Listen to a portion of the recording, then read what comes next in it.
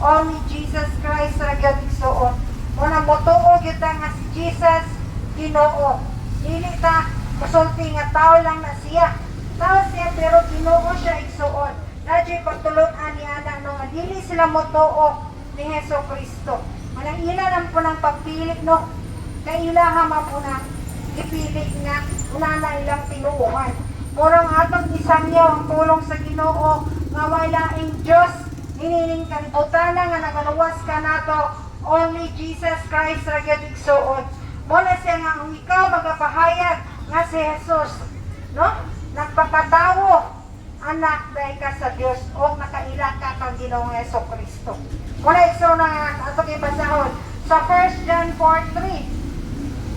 Apan ang dili magpahayag niini maitungod kang Hesus Kristo dili iya sa Dios.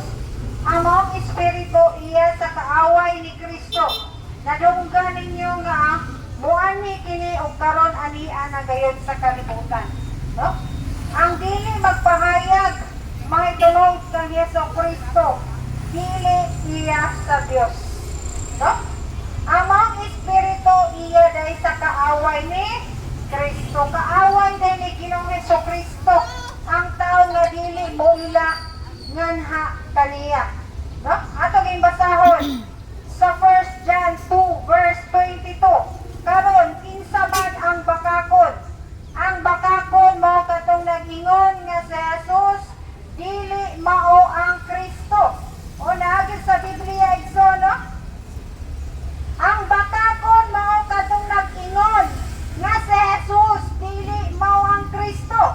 Siya ang kaaway ni Kristo. Kay gisalikuhay man niya ang amahan ug ang anak. Muna igsuno ko ang tao dili mo tuo kang Ginoong Hesus Kristo. Muna siya igsuon nga ang kabungot, no? Magpabilin nga sa mga tao nga dili mo tuo kang Ginoong Hesus Kristo. O usa pa dili po siya makabaton o kinabuhing walay katapusan kay ang saad sa amahan nga motuo sa iyang anak kinabuhing walay katapusan igsuon. Kaya kung ang tao dili motuo kang Ginoong Hesus Kristo kay siya tao ra mo nang ang kabungot sa Ginoo magpabiling nganha kaniya igsuon. Mo na igsuon nga atong klarohon igsuon ang atong mga pulong nga atong padayag no kay ang mao man jud ang tinuod no na naisulat sa Biblia igsuon. Muna igsuon no wa na yun laing Dios, no?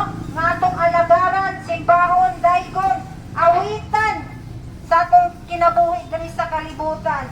Si Ginoong Hesus Kristo ra gyud igsuon. Kay kung motuo ka sa anak, sama ra nga mituo ka sa amahan. Muna igsuon no ang pulong sa Ginoo, no? Nga atong gina siyang tuuhan nga Diyos nga si Hesus Kristo. Mo dyan siya ang tinuod igsoon nga Diyos, no? Mo na igsoon nga dili man po nato sila ma-blame, no? Kay na may pagpili ang tao, no? Mo nang buhat po na ni Satanas nga iyang libog-libogon ang tao, no? O ang tao galing dili mamati sa tambag o dili mamati sa pagbadlong. Mo nang ang tao dili siya ka makabaton og kamatuoran, no? Kung ang iyang ipasigarbo, ang iyang kaalam nga iyang naibawan, no? Kinahanglan po ta kung naatay matun-an, no? Maminaw gyapon ta sa mga pulong nga isang niyo sa atong buhi nga Dios, no? Pinaagi ra gyapon sa tao nga iyang gamiton, no? Muna siya igsoon, no?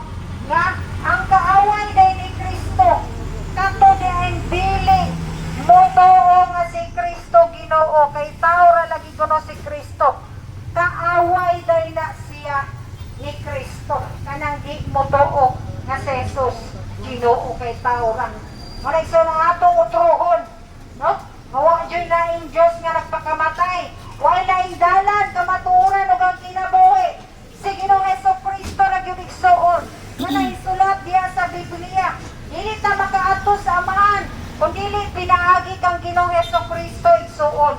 Muna ang usa nga maayong balita nga atong sundon nga naisulat sa Biblia igsuon. Muna igsuon ang pulong sa Ginoo. gipadayag na ngani kanato pero naa may pagpili ang tao igsoon. Muna igsoon no nga Ginoo si Jesus no. Yan siya sa kalibutan pero wala gyud siya nagpaubos gyud ang atong buhi nga Dios. No bisan tuod siya Ginoo, ama nagpaubos gyud siya. Bisan unsay gisulti sa mga katawan, wala gyud siya nitumpang sa mga sulti sa mga tao nga kaniya.